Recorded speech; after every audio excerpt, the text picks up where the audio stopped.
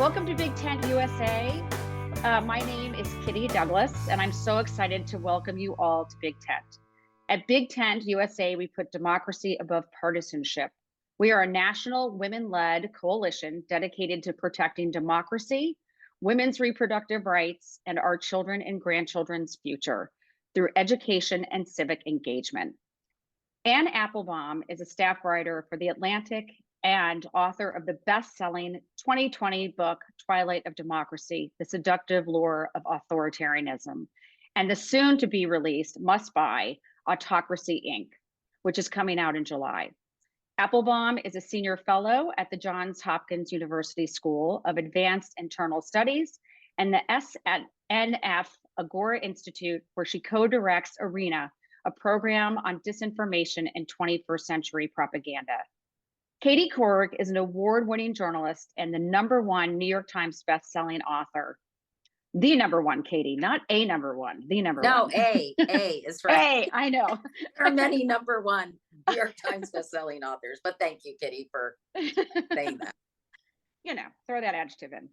Couric was the first woman to solo anchor a network evening newscast, serving as anchor and managing editor of the CBS Evening News from 2006 to 2011, following 15 years as co-anchor of NBC's Today Show. In 2017, she founded Katie Couric Media, KCM, which has developed a number of media projects, including an excellent daily newsletter, Wake Up Call, a podcast, also excellent, Next Question, and digital video series and several documentaries. Those links are in the chat, so I recommend you signing up for those. And you can find it all at katiecouric.com. Katie, I will turn this call over to you. Thank you so much. Thank you, Kitty, and everyone who's joining. Thank you so much for being here. These are such scary times in the world and in our country, and I'm just so grateful for people's interests. And I'm really excited to be able to have this conversation with Anne Applebaum. She's one of the smartest writers out there today, covering foreign policy and issues in such an engaging, interesting way. I've tried to talk to her on a number of occasions. Our schedules haven't aligned really, so I'm super excited to have her, not only to talk about her book, but to talk about sort of the current environment and to get, as I said, a perspective about what's happening in the world. So hi, Anne, thank you for doing this and really appreciate your time. Thanks so much for having me. I'm glad to be here. So I guess first off, I want to talk to you about the foreign aid package, the $95 billion package of foreign aid for Ukraine, Israel, and other U.S. allies that President Biden just signed. You have written about this, and you have said that the delay comes at a price. What do you think that price is and will be into the future, Anne? So it's a great question because it's really a question both about Ukraine, and about the United States. So there was obviously the fact that the U.S., which had been supporting Ukraine, had been sending ammunition to Ukraine, had been sending really what were often our old and unused weapons to Ukraine, stopped very abruptly, some 9 months ago, because the package was blocked by a part of the Republican Party. And of course, that had an impact on Ukraine. And you've probably all read the stories about the Ukrainians running out of ammunition, especially running out of ammunition that fits in their air defense systems. That meant that it was much easier for the Russians to hit their cities. There were some notable, terrible hits on, for example, the Kharkiv power generating system. That the Ukrainians were unable to defend themselves as they had been in the past. I mean, there are people who died because while they were waiting for this ammunition and for this aid. There was also an impact, though, on the US and on US politics, and also on how the world perceives US politics, because why wasn't this aid package passed when there is popular support for it? When it is part of the president's foreign policy, when it is part of our allies' foreign policy. So it's not just us who's sending aid to Ukraine, it's also European countries who've actually sent more money than we have done collectively, and others around the world, Japan, South Korea, Australia. And part of the answer is that a part of the Republican Party had become susceptible to Russian propaganda. And so stories that were invented on the internet or were told via Tucker Carlson or one of the one of the far right commentators, became currency on the floor of the House of Representatives. And so, we saw Marjorie Taylor Greene talking about the Ukrainians being Nazis. This is a very, famous, Russian propaganda line that she stole directly from them. One Republican senator, Tom Tillis, talked about how a particular lie, namely that the president of Ukraine, President Zelensky, had bought 2 yachts, which was a famous lie, started on the internet, passed around to millions of people inside the kind of right-wing echo chamber. This completely made-up story was heard on, coming from the lips of senators saying, we don't want to give Ukraine aid because they're going to use it to buy yachts. I mean, it's ridiculous. And so what became evident during the last year was how easy it is to manipulate US senators and US congressmen. And also what an extraordinary role former President Trump was playing, because he was also pushing for this ban on aid. He blocked a couple of bills early on that were meant to pass it. And so we saw that there was, that it's possible to manipulate the United States government, even when this is the president's policy, even when the majority supports it, even when the majority in Congress support it. We saw that happening. And so I think the story of that bill, which I don't think has even been fully told yet, is very interesting. Of course, it's terribly significant for Ukraine and for European security, but it's also important for the United States. That is so terrifying, Anne. When you think about disinformation, misinformation, malinformation, and however you describe it, that it has been so effective and convincing ostensibly educated members of Congress of these falsehoods, and then they have been perpetrated on the floor of, the House of Representatives and the Senate. I guess the big question, and then I want to get to President Trump's motives, because I know you've written about that as well. But what can be done about this in terms of it infesting the brains of some of these members of Congress? So I don't know how to help those members of Congress. That's above my pay grade. I'm not sure. I mean, I do think that there's a sort of huge global answer to this, and then there are piecemeal answers. I mean, the piecemeal answers have to do with better Democratic Party messaging, with people being more aware of the power of that echo chamber, of the strength of Russian propaganda, of the degree to which it has infiltrated American systems. I mean, the lie about the yachts wasn't being promoted by Russian bots. It was being promoted by Americans. Mm-hmm. And I think understanding how deep that's gone, and thinking about how to message the opposite, and how to reach people inside that bubble. I think we haven't been taking it seriously enough, frankly. That's one piece of the answer. I mean, there's another broader piece of the answer, which might be out of the scope of this interview, which is that it's really long past time to think about social media reform, and how we at least give people the option of regulating their own algorithms, of making sure that the at least that the platforms also are complying with the law, which they don't always do, and thinking about them not as these kind of forces of nature that get to decide what everybody sees and don't see, but as something that can be that is under the control of a democratic system. I think that's ultimately very important. I don't mean by that censorship. I don't mean that there should be government decisions about what's on and what's not on, but what the platforms do is they have algorithms that decide what people see, and that I think can be regulated. And I think you're saying giving people more power. I think maybe, I don't know. There are all kinds of approaches. I was on the Aspen Commission for Disinformation.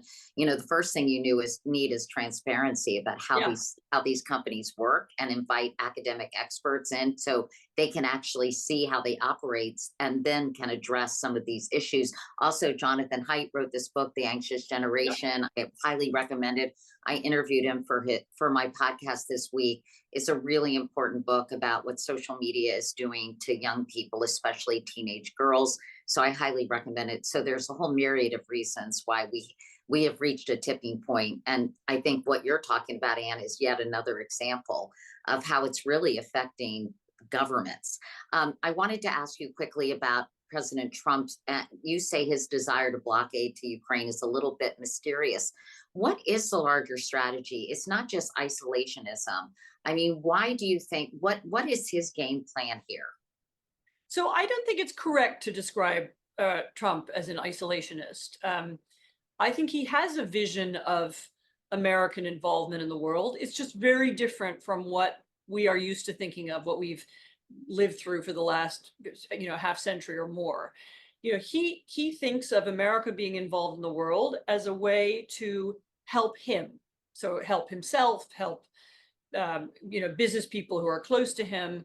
He thinks of it very much the way autocrats think of engagement with the outside world. So they don't, if you're the president of Russia, or if you're the prime minister of Hungary, just to take a lesser example, you don't think about foreign policy as, enriching your country or making people more prosperous or creating peace, around you so that people can live better. You think about foreign policy as a way to bolster your own power and influence. And maybe to make money for yourself and your friends. And I think Trump thinks like that. And we saw plenty of evidence of that in his first term. So it's not like that's a huge revelation. And my understanding of his attitude to Russia is that he imagines there's some kind of deal he could do with the Russians, that he wants to, he wants perhaps to partition Ukraine, perhaps in exchange for some other things. And essentially he's hoping to create some relationship with Russia that will benefit him, whether it's through lower oil prices, or I've heard various different versions of this. He is not interested in securing the safety of Europe. He doesn't, he's not moved by the need to protect the sovereignty and the democracy of a country that's been our ally. None of those things matter to him. What matters to him is there some kind of deal he could do that would benefit himself? And I think that's what's in the back of his head. He wanted Ukraine to be weaker so that he could force Ukraine into accepting something, when he comes to office, which is how he would say it. Obviously, that's not guaranteed. But of course, knowing that this was his plan, or this is the way he's thinking, this is one of the reasons why the Russians have kept fighting. And so the Russian army is not doing well. It's not making much progress. They've lost, tens, probably hundreds of thousands of people. I mean, it's a really extraordinary disaster for the Russian army. They've lost tons of equipment. They've put enormous part of their GDP is now dedicated to producing weapons, which is, not making people more prosperous. One of the reasons they're still going is that they're still hoping that Trump will win, and that they will somehow win in Ukraine with his help. And I think he's sent that message to them, and that's one of the reasons the war is still going on. And I was going to ask you, what will it take for Russia to truly believe they can no longer win? Are they trying to draw this out with the hopes that Trump will be reelected? Yeah. I mean, that is my guess. They're waiting to see what happens in the U.S. election, and on the basis that Trump will win, and I'm sure they're going to try to find ways to help him win. Then they're going to stay in the game. And the way they're helping him win is the disinformation and basically influencing members of Congress. Is that part of it? Yeah, I mean, remember what they did last time. And so last time they helped engineer a leak of material from the Democratic National Committee. That leak was became part of the Republican campaign. It was timed to help Trump and so on. So something like that, perhaps they'll try again. I mean, I don't have knowledge of anything specific, but that they will look for ways to help him, whether it's through hacking and leaking, whether it's through disinformation, whether it's through some action. I mean, there could be some kind of October surprise, some foreign policy event that's designed to discredit Joe Biden. I mean, there are a number of ways in which they could try and affect the outcome of the election. I want to dig into a little bit more of what you said, Anne, about how Donald Trump sees really the world order and the impact that will have on sort of global geopolitics. Can you just extend that to, if he is reelected, what that will mean for gosh, in a whole host of areas in terms of international relations and international politics. So first of all, remember that his election would send a clear signal that an insurrectionist, so somebody who sought to alter the outcome of a US election, and who sought in myriad ways to break the law, that someone like that can be elected president. And so immediately it would be a much more powerful signal than the 2016 election. It would be a signal to the world that the US not only is not a model of democracy, as many had thought it was for many years, but that that Americans themselves don't take their democracy seriously. And that would already have an impact on US standing, on perceptions of the US around the world. I think it would make a difference. And but fears also go deeper than that. I was at an event in Germany a few months ago, and I talked to a German member of the German parliament, who said to me, yeah, we know what we're facing. We're worried about a world in which we're challenged in three ways. That we're, as Europe, we're facing the Russian dictator, the Chinese dictator, and the American dictator. And he was kind of joking, but kind of not. I mean, so he was worried that a second Trump term would be so anti-European, anti-NATO, would be so destructive of Europe's trade relationship and its political relationship with the United States, that the United States would in effect become an enemy. And so I think there is a risk that in a second Trump term would see us in conflict with our traditional friends around the world. Let's I've got some questions from the audience, y'all. I'm trying to do this, and Julia, if you want to add some to my Google Doc too, but it's sort of hard to do all of this. But let me just, because we have a lot of smart, engaged people watching this, Anne. Someone says the Congress did finally pass foreign aid. This is from James Resser, sorry, James. They put conditions on the Ukraine money, but none on the money for Israel. Is this because that AIPAC has more control over Congress? Do you want to take a shot at that question? I mean, I'm not sure what he means by conditions on the Ukraine aid. I mean, there were some requests to the president to do various things, to include long-range missiles, which I think has already happened. And I understand that Israel aid also includes money for humanitarian aid in Gaza. I don't know, actually. I mean, I think the events of the last year show that AIPAC isn't as strong as many people thought it was, precisely because it took so long for Israel aid to go through. And I think one attempt to pass a bill that only had Israeli aid in it didn't go through at all. And so it shows I think there are a lot of mixed feelings in Congress at the moment. And I think that was somehow reflected in the bill as well, and in the vote. Let me ask you, and you guys keep putting questions in, everyone, and I'll try to get to them. We also asked in advance for questions, so I have some already that I'm going to ask Anne about. But let's talk about this book, because I'm so fascinated by the autocracies that are popping up all over the world, and the reason behind sort of these strong men gaining popularity, and the also obviously a much more populism happening worldwide. It's called Autocracy, Inc., as we said. You wrote in your book that all of us have in our minds a cartoon image of what an autocratic state looks like. But is that idea accurate? And what do autocracies, can you kind of give us a brief survey of what's happening worldwide and what these autocracies look like, Anne?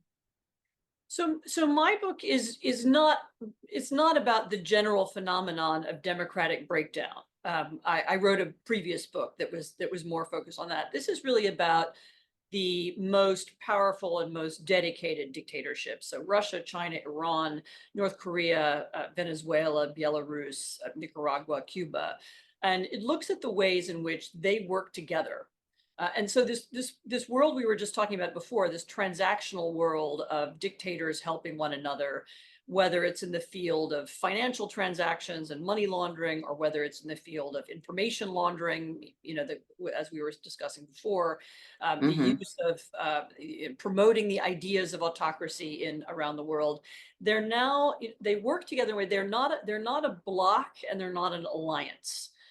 They have different ideologies, the Chinese communism, Russian nationalism, Iranian theocracy. These aren't the same thing, but they do have a few things in common. And one of the things they have in common is their dislike of us. And by us, I mean we Americans, we members of the West, we members of NATO, we in the democratic world. And they are pretty committed to doing what they can to undermine us and our institutions. And so it's not just, for example, Russia anymore that seeks to do messaging on the US internet or in US politics. It's also China, and it's also Iran. It's not just and it's not just messaging. I mean, they also seek to, where they can, they try to use loopholes in the financial systems. They take advantage of laws that protect secrecy. One of the points of the book is that some of what they've done and what they're able to do is enabled by people inside democracy. So the book is also not about some kind of new Cold War, where it's us versus them and, good guys on one side and bad guys on the other. I try to explain how autocratic behaviors are now part of our system too. And in particular, as I said, enabling of money laundering, enabling of these kind of information games and propaganda, that we need to fix some of these problems inside our own society as a way of pushing back against them. But, you see the impact of this already. I mean, so why, we were talking before, why is Russia still able to continue this fight against Ukraine, even though it's lost so many men and so much material? And part of the answer is they're being helped by Iran. The Iranians are giving them drones. They're being helped by North Korea. The North Koreans are giving them ballistic missiles. And Russia, in turn, is helping Iran in its project of destabilizing the Middle East. So we know that Hamas leaders were in Moscow both before that October the 7th attack that started the current war. We know they've met, they've been there since. We know that Russia and China have helped Iran in their propaganda and in other ways in that story. And so there's also something there's something about timing. I mean, on the one hand we have the war in Ukraine. On the other hand we have the war being aid for the war and help for the war being blocked by pro-Russian elements inside the US and Europe. At the same time we have Iranian attacks on not just on Israel, but on U.S. assets in the region. This is also the moment that the Venezuelan dictatorship chose to announce that it might feel like invading Guyana. That was a story from a few weeks ago. And it's not that they are coordinating. It's not like there's a secret room where they all sit around together and decide things, but they clearly take advantage of, they watch what one another is doing and they take advantage of the timing. So when there's a crisis in one place, they're interested in creating a crisis in another place. And they do think like that. And they think about how they can undermine our society. And one of the two arguments in the book, one is that we need to fix those elements of our system that benefit them, but also that we need allies. And we need allies in the rest of the democratic world. We need alliances with the dissident and the democratic activists from the autocratic world. We need to think much more in terms of creating our own network to push back against. Well, let's talk about that, because I think it is hard for Americans to understand exactly how we got to a place where we're seeing a real autocratic threat within our own government. And you attribute this, and in part, to a state of complacency that set in after the fall of communism at the end of the 20th century. Can you expand on this idea and how we got to be so, I guess, intellectually lazy in many ways? So, we all remember, well, you're my age, or I'm afraid I do. we remember what happened when communism fell. There was this moment of euphoria when people really felt like, liberal democracy has won the argument. There is no serious competition. And more than that, there was a belief that through engagement with the rest of the world, we would continue to spread this idea. And one of the most important decisions that was made in the 1990s was to begin doing business in Russia and China. And again, the idea was that and many people said this, and I quote in my book many examples. People believe that by doing business in those countries and with other former Soviet states and other dictatorships, that we would slowly open them up, and that through opening up, they would become democracies, and eventually that would, I don't know, increase peace and increase good relations in the world, and that this was a positive thing. It turned out that doing business in those countries did not have that effect. Instead, it had the effect of enriching small clans of people who used, Western money and Western advisors to come to power and to hold power. It turned out that it corrupted our society. Again, as I said, we imported some of the practices of those states into ours, and rather than creating a world in which democracy was spreading, the opposite happened, and we instead had the spread of autocracy and the spread of corruption. And I think recognizing that now, as one of my great beliefs actually is that it's never too late. You can always change things around. There's always different things can happen tomorrow depending on what we decide today. And I think recognizing now that that form of globalization, or that form of global trade, wasn't beneficial to us. Leaving aside the economic arguments, it wasn't beneficial to us as a democracy. Have we changed our ways? Is important. Sorry? Have we changed our ways, Anne? I mean, have we gotten smarter? Have we altered some of the conditions under which we do work with these countries? A little bit. I mean, there's now I think a much bigger recognition that that, for example, we know how the Chinese try and steal Western technology through joint ventures.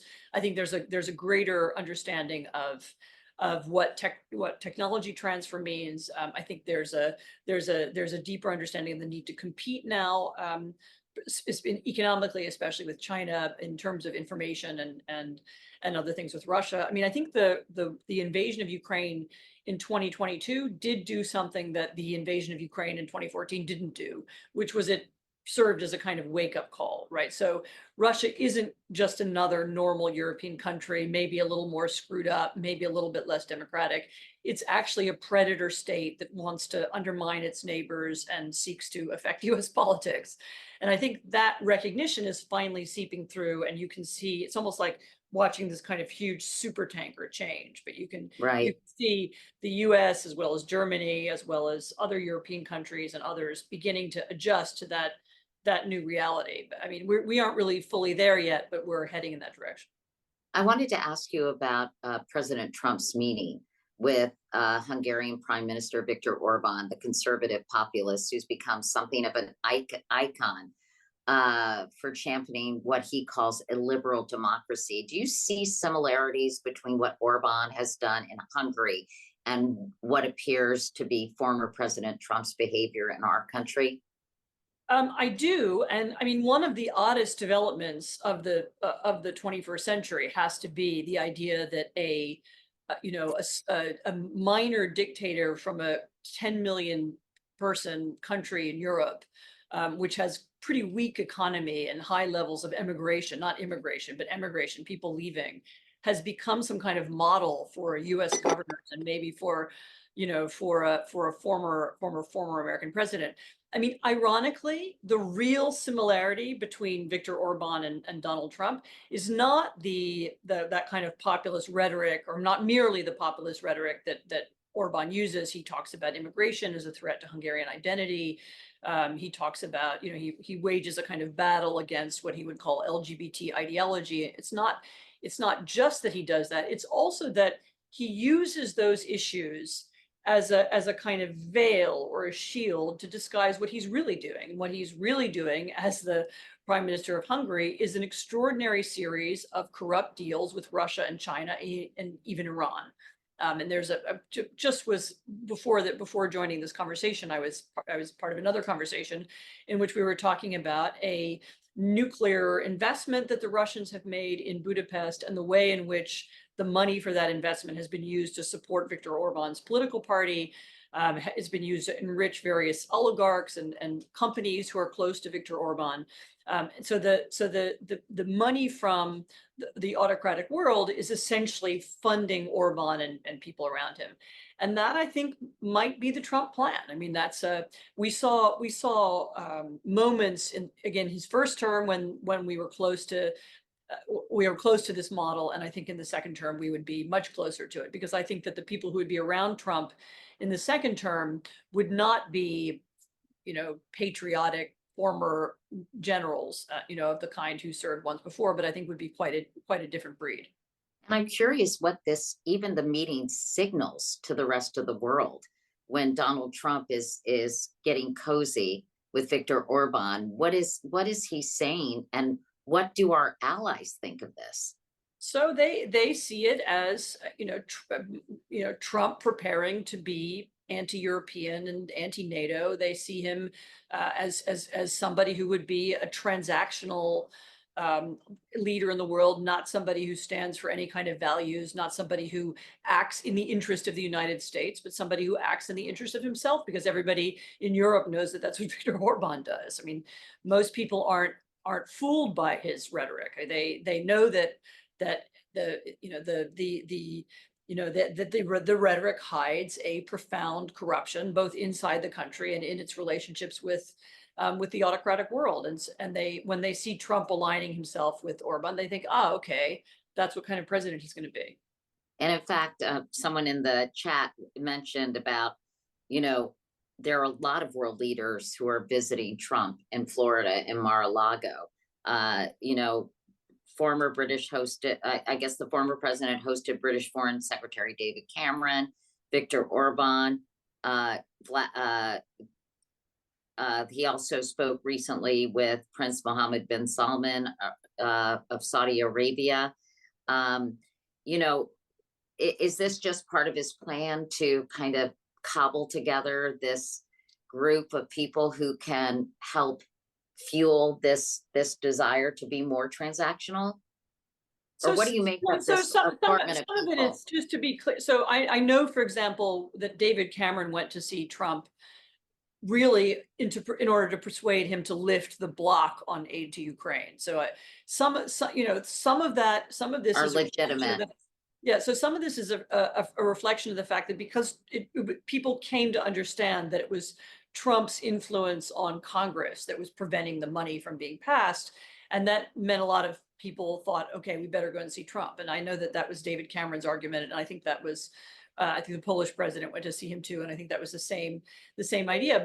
But yes, I think it's perfectly also possible that some are going, they think he might be the next president. They think it might be advantageous to be in touch with him. They maybe it's time to do a few business deals in advance. And, maybe that's the reason as well. And also, what is the future of NATO? I saw a question about that. Obviously, he's made no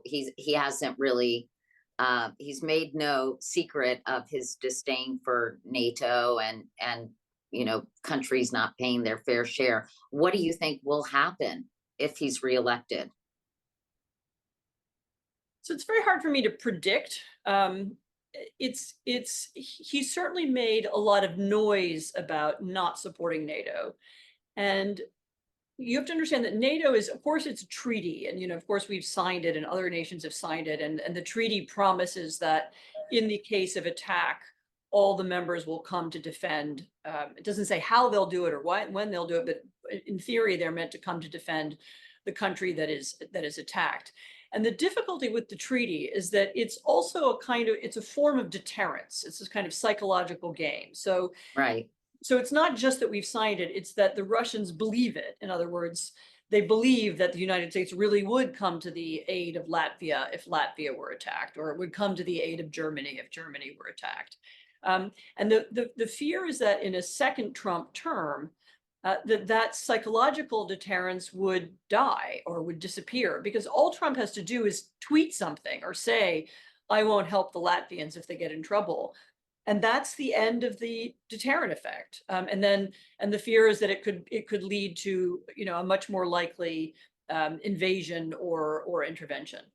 So it's the fear is that just Trump talking about this has already made the NATO treaty weaker.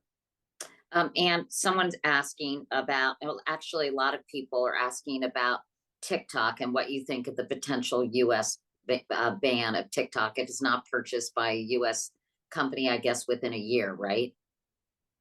So I am not an expert on TikTok. I haven't looked at the legal situation. I instinctively, I instinctively do believe that it is a form of Chinese information gathering. Enough people have told me that and showed me evidence of it that I have reason to think it's true. I also think it's a peculiarly addictive form of social media, which is completely untransparent, even more untransparent than Facebook and Twitter. I mean, it's really hard to know how the algorithm works. It's really hard to follow narratives or contacts on TikTok. It's very difficult to know what's going on and what messages are being spread and why. And so, the idea that it would be taken over or changed in a way that at least gave us, there was some way of having insight into it, in which there was some way of ensuring that the information gathered and the evidence gathered by this enormously popular social media app wasn't going immediately to the Chinese Communist Party seems like a great idea to me. What the legality of banning it would look like, and whether how that would function, I don't, I'm not a lawyer and I can't tell you, but I don't see that there's an enormous amount of social utility gained from TikTok. I mean, forgive me, maybe it's generational. And I won't miss it if it's gone. I know that many people have, businesses attached to it and so on. I have to think that they would be able to find some other outlet for it. But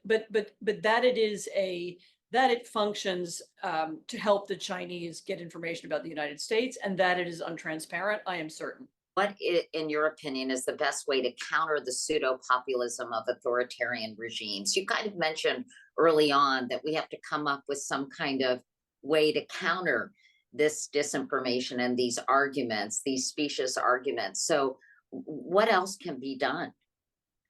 So thinking about, the best answer to what are really negative narratives, and particularly this autocratic narrative about chaos and disaster, that everything is terrible and therefore we need a radical or revolutionary change. The best kind of answer to that comes through civic organization and through ordinary people seeking to communicate different kinds of messages. I mean, I know that sounds almost vague, but coming up with our own emotional answer. Populist narratives play on people's fear and anxiety, and I should say, there are real fears and real anxiety. I mean, I think that one of the reasons that the immigration narrative is so effective is that I think people are anxious in an era of constant change and constant shifting, whether it's economic change or informational change or demographic change or social change. The idea that we're somehow losing something, we're losing our identity, we're losing who we are, is genuinely frightening to people. And so finding an alternative to that, finding a way of talking about who we are that's positive, and doing so both, I mean, it's obviously something the Democratic Party should do and the Democratic leadership should do, or indeed the Republican leadership and the Republican leaders of the Republican Party. But also it's something that can be done on a local or even a citywide scale.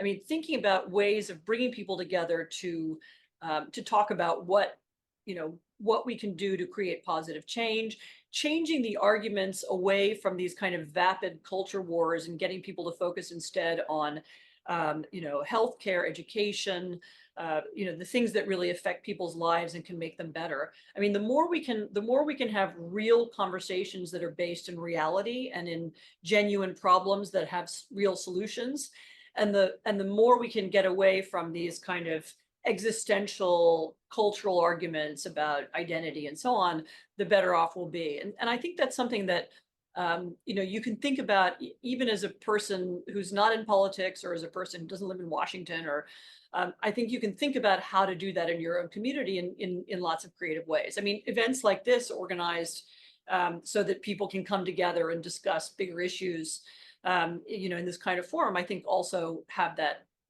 effect as well. It's really hard though, because I think the media operates with a theory of engagement through engagement through enragement, not the Atlantic, by the way, because I love the Atlantic and I love reading all the articles. But you even attempt to acknowledge anxiety, acknowledge income inequality. I tried to do that on a podcast recently, and it was so manipulated.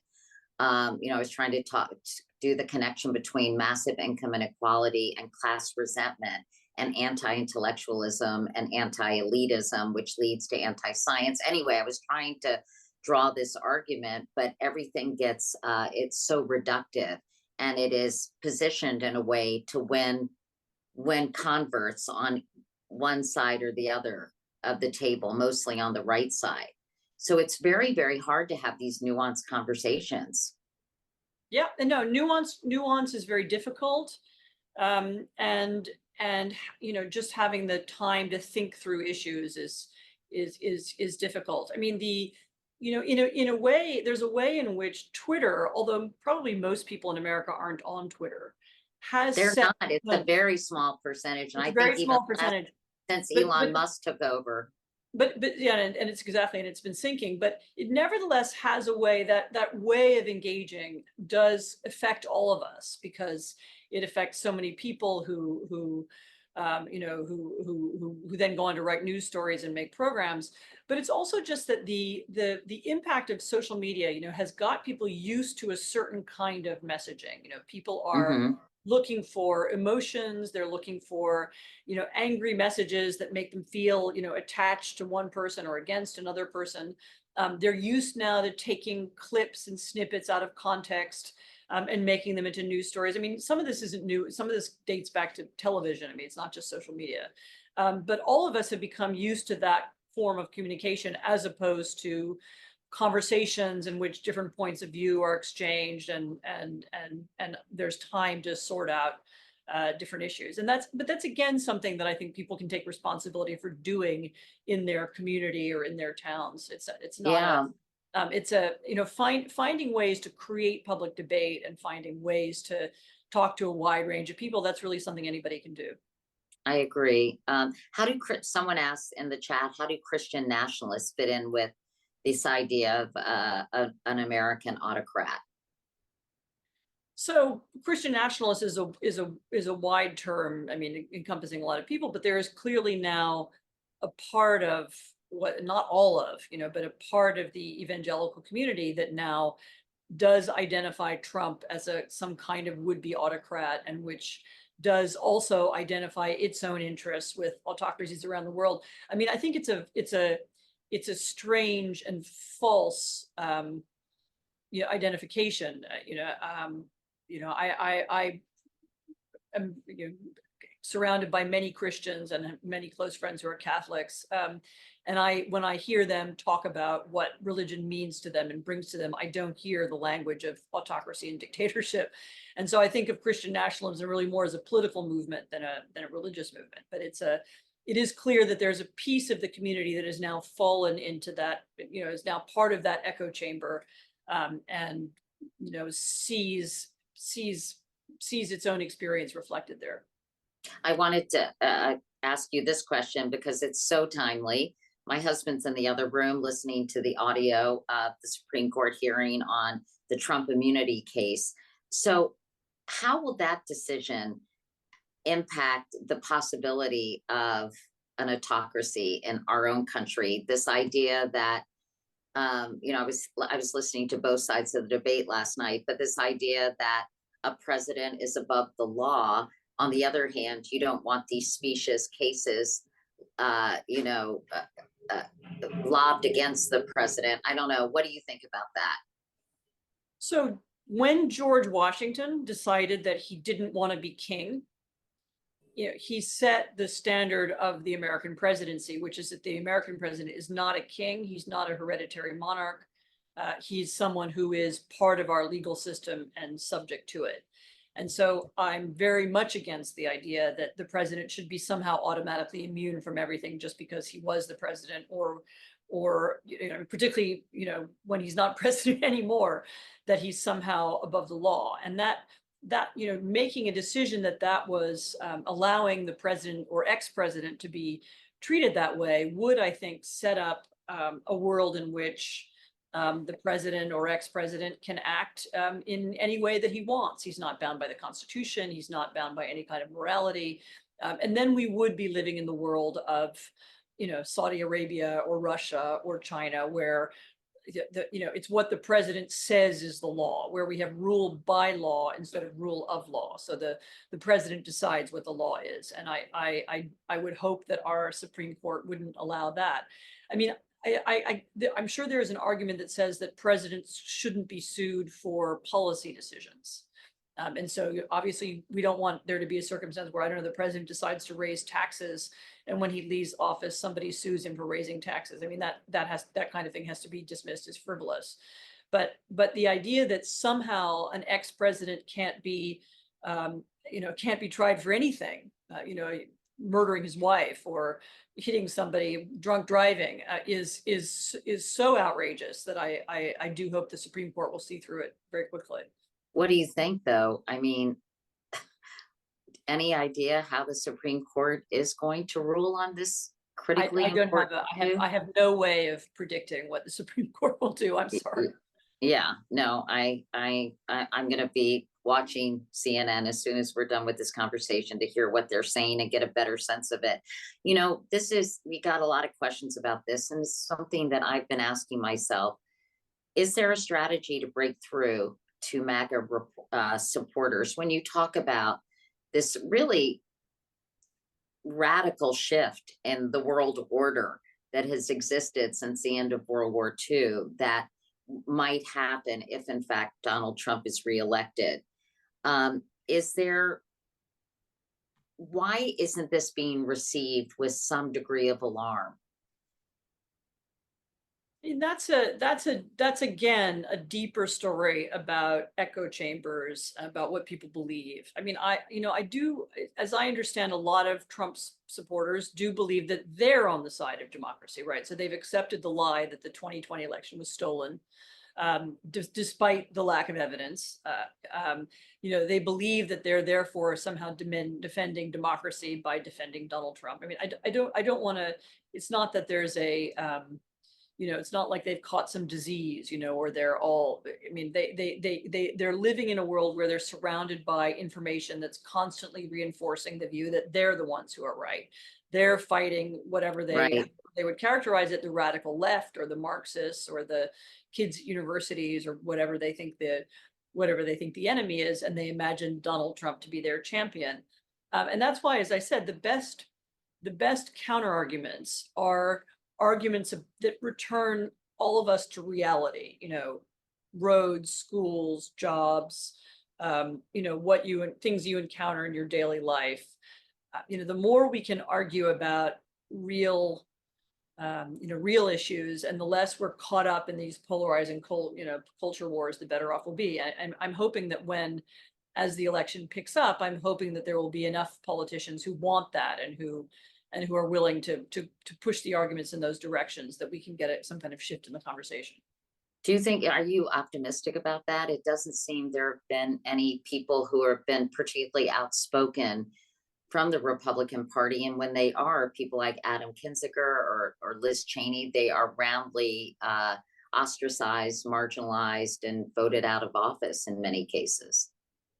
Yes, although there is this interesting phenomenon of, in several recent primaries are still going on, even though there's no contest anymore.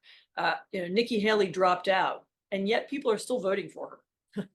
I saw some numbers, I think it was from Pennsylvania a day or two ago, and there's still, 15%, something like that, of 20% of Republicans don't want to vote for Donald Trump. And that has me hoping that there is still a kind of reality-based community out there that wants the election to be about real things, and they want someone on the ballot who lives in the world as it is and not in the world as Trump imagines it to be.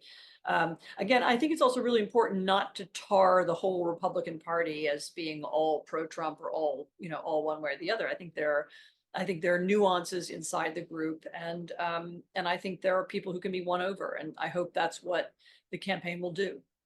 And do you think that the Biden campaign has been effective in talking about what it has accomplished, and also talking about some of the existential things that are at stake in this election?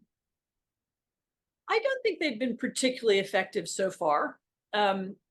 We are still by America, we're still far enough away from the election that I don't know how much people are really paying attention to it yet. So I'm not sure I blame them, but the need to, not just for the president, but for him to have a team of surrogates going around the country all the time, making these points constantly in different media, in different places, is pretty clear to me. I mean, I spend a little bit of, some listeners might know that I spend some of my time in Poland and I follow Polish politics. And we had an election there in October, which had some similar stakes. We had a very autocratic ruling party who were trying to change the rules of the game, altering the judiciary and so on.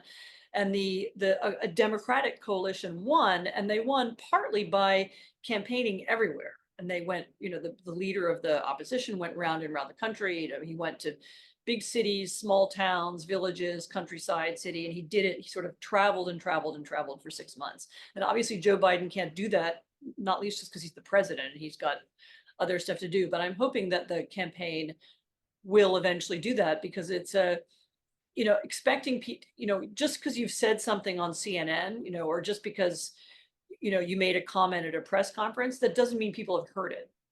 And so if you really want people to hear something, you need to say it in a lot of different venues, to a lot of different media, in a lot of different contexts. And I'm hoping that that's what the campaign will eventually look like.